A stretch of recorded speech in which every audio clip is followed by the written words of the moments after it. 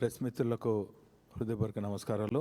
నాతో పాటు ఇప్పుడే మాజీ మంత్రులు శ్రీనివాస్ గౌడ్ గారు, అదేవిధంగా ఎమ్మెల్సీ పెద్దలు రమణన్న గారు కూడా పాల్గొనడం జరిగింది. వారికి కూడా హృదయపూర్వక నమస్కారాలు. 22 నెలల క్రితము అమలు కాని హామీలతోని 6 గ్యారంటీలతోని 420 హామీలతోని కాంగ్రెస్ ప్రభుత్వం అధికారం చిక్కించుకొని, ప్రత్యేకించి చెప్పానంటే ఒక్కొక్క జిల్లాలో ఒక్కొక్క డిక్లరేషన్ పేరుపేట ఒక్కొక్క వర్గాన్ని మోసం చేసిన విధంగానే కామారెడ్డి డిక్లరేషన్ పేరిట బీసీలను దగా చేసింది, మోసం చేసింది, అన్యాయం చేసింది. ముమ్మాటికి ఇటు కాంగ్రెస్ ప్రభుత్వం, రాష్ట్రంలో ఉన్నటువంటి కాంగ్రెస్ ప్రభుత్వం అదేవిధంగా మాయ మాటలు చెప్తూ కాలయాపన చేస్తూ బీసీల ఓట్లను దండుకోవాలని చూస్తున్నది కేంద్రంలో ఉన్నటువంటి బీజేపీ ప్రభుత్వాన్ని కూడా ఈ సందర్భంగా తెలియజేస్తున్నాను. మీ ప్రభుత్వం అయిపోయిన తర్వాత అనేక బీసీ సంఘాలు, బీసీల అభ్యున్నతి కోసం పాటుపడుతున్నటువంటి బీఆర్ఎస్ పార్టీ లాంటి పార్టీలు మీపై ఒత్తిడి తీసుకొస్తే 6 నెలల తర్వాత సర్వే పేరిట, డెడికేషన్ కమిషన్ పేరిట కాలయాపన చేస్తూ అసెంబ్లీలో బిల్లుల పేరిట, ఆర్డినెన్స్ పేరిట, ఢిల్లీలో ధర్నాల పేరిట కాలయాపన చేస్తున్నారు తప్ప ఈరోజు బీసీలకు ఒరిగింది ఏం లేదు. ఈరోజు గవర్నర్ దగ్గరికి ఆర్డినెన్స్ పంపుతున్నారు, ఢిల్లీలో మోడీ దగ్గరకు పోతున్నామన్నారు, ఢిల్లీలో ధర్నా అన్నారు.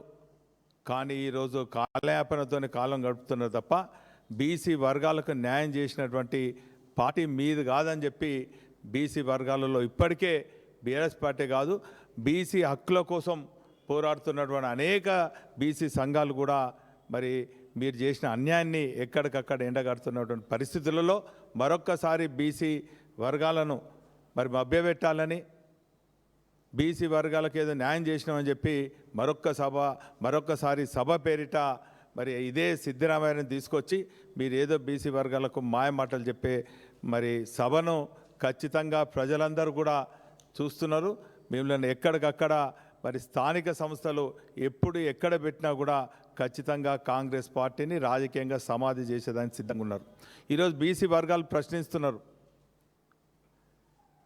జీవోలు కాదు, ఆర్డినెన్స్ కాదు, కేవలం మీ పరిధిలో ఉన్నటువంటి మీ మంత్రిత్వ శాఖలో మా బీసీ వర్గాలకు ఎంతమందికి ఇచ్చినామని చెప్పి ఈరోజు మా బీసీ వర్గాలకు మరి ఏం మాత్రం న్యాయం చేసిండ్రా మీ మంత్రివర్గంలో అని చెప్పి మా బీసీ వర్గాలు అంటున్నారు.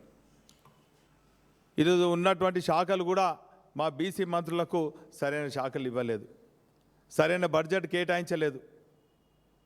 20,000 కోట్ల బడ్జెట్ అన్నారు, ఈరోజు ఒక సంవత్సరం 7,000 కోట్లు, ఓసారి 12,000 కోట్లు, 2 సంవత్సరాలు కలిపి కూడా 20 కోట్ల బడ్జెట్ను మా బీసీ వర్గాలకు అందియలేని నిస్సాయ స్థితిలో ఉన్నారు.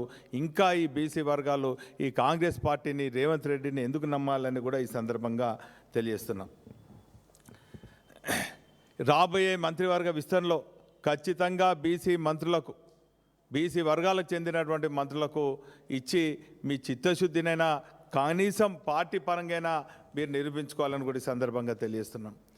ఒకవైపు కాంట్రాక్టులు కూడా మీ చేతుల్లో ఉన్నాయి. బడా కాంట్రాక్టులు అన్నీ కూడా ఏ ఒక్క బీసీ వర్గానికి కూడా చెందే విధంగా మీరు అందులో ఆ టెండర్లో పొందుపరచని పరిస్థితులు ఈరోజు ఉన్నాయి.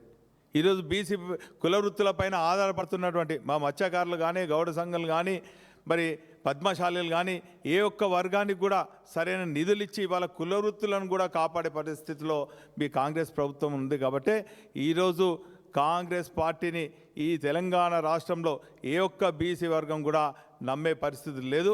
ఇప్పటికీ రేవంత్ రెడ్డి గారు సుమారు ముఖ్యమంత్రి పదవి చేపట్టిన తర్వాత 50 సార్లు మరి ఢిల్లీకి పోయినారు. ఈ 50 సార్లలో మోడీ గారిని కలిసి బీసీ మరి వర్గానికి చేస్తున్నటువంటి కార్యక్రమాల గురించి ఏమైనా వివరించినవా, 42% గురించి వివరించినవా, లేక మీ రాహుల్ గాంధీ గారు మరి ఈరోజు ఉన్నటువంటి కాంగ్రెస్ సభ్యులతోని పార్లమెంట్లో ఎక్కడైనా కూడా ఈ 42% గురించి మాట్లాడినరా? దీనికి మద్దతుగా మీరు ఏమైనా బిల్ తీసుకొచ్చిండ్రా అని చెప్పి ఈరోజు బీసీ వర్గాలన్నీ కూడా మరి కాంగ్రెస్ పార్టీ వైపు చూస్తున్నారు. మీరు చేసే మోసాలు దగాలు బీసీ నాయకులపైన చేసే కుట్రలు కుతంత్రాలను కూడా ఎప్పటికప్పుడు ఎండగట్టడానికి సిద్ధంగా ఉన్నాం. కేవలం బీసీ సంఘాలతో పాటు బీఆర్ఎస్ పార్టీ కూడా రాష్ట్రం నుంచి క్షేత్రస్థాయి వరకు కూడా బీసీ వర్గాలకు అభ్యున్నతి కోసం గతంలో ఇప్పుడు రాబోయే రోజులలో పాటుపడతాయన్నటువంటి విషయాన్ని కూడా ఈ సందర్భంగా తెలియజేసుకుంటూ, అదేవిధంగా మరి ఈరోజు ఉదయం నుంచి తెలంగాణ రాష్ట్రంలో అనేక యూనివర్సిటీల ముందు అనేక కళాశాలల ముందు మరి మా బీఆర్ఎస్ పార్టీకి చెందినటువంటి విద్యార్థి విభాగం నాయకులను అరెస్ట్ చేస్తున్నారు. దీన్ని తీవ్రంగా ఖండిస్తున్నాం. కొన్ని విద్యార్థి నాయకులపైన నాన్ అవైలబుల్ కేసు కూడా పెడుతున్నారు. వెంటనే ఉపసంహరించుకోవాలి, అక్రమ అరెస్టులను మరి ఆపాలని చెప్పి ఈ ప్రభుత్వాన్ని మేము డిమాండ్ చేస్తున్నాం. హలో.